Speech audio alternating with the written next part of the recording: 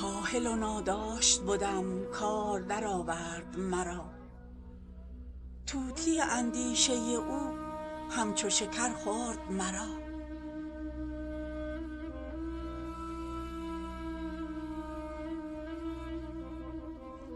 تابش خورشید ازل پرورش جان و جهان، بر صفت گل به شکر پخت و بپرورد مرا.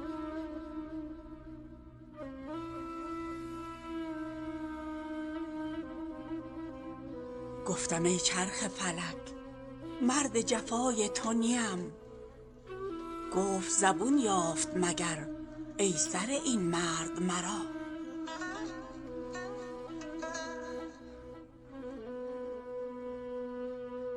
ای شه شطرنج فلک مات مرا برد تو را، ای ملک آن تخت تو را تخته این نرد مرا.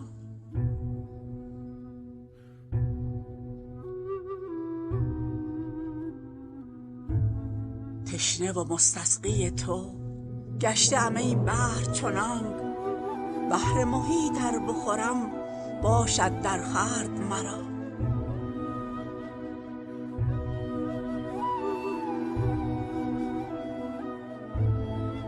حسن غریب تو مرا کرد غریب دو جهان، پرده تو چون نکند از همگان فرد مرا.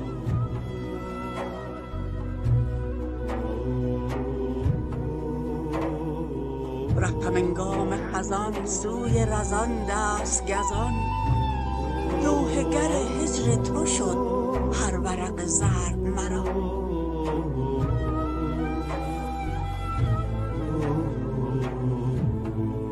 فتنه عشاق کند آن رخ چون روز تو را، شهره آفاق کند این دل شبگرد مرا.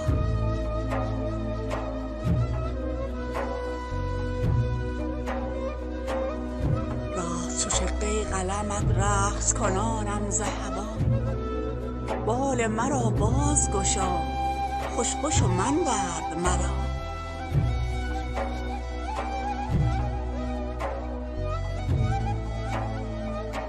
صبح دم سرد زند از پی خورشید زند، از پی خورشید توست این نفس سرد مرا.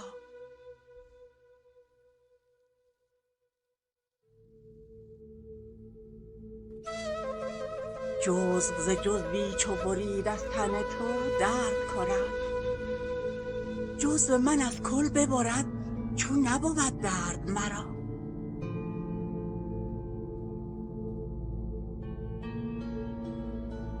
بنده آنم که مرا بی گنه آزرده کند، چون صفتی دارد از آن مه که بیازرد مرا.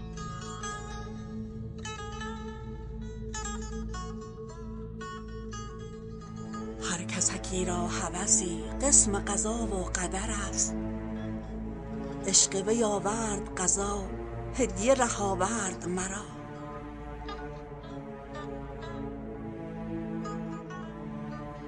اسب سخن بیش مران در ره جان گرد مکن، گرچه که خود سرمه جان آمد آن گرد مرا.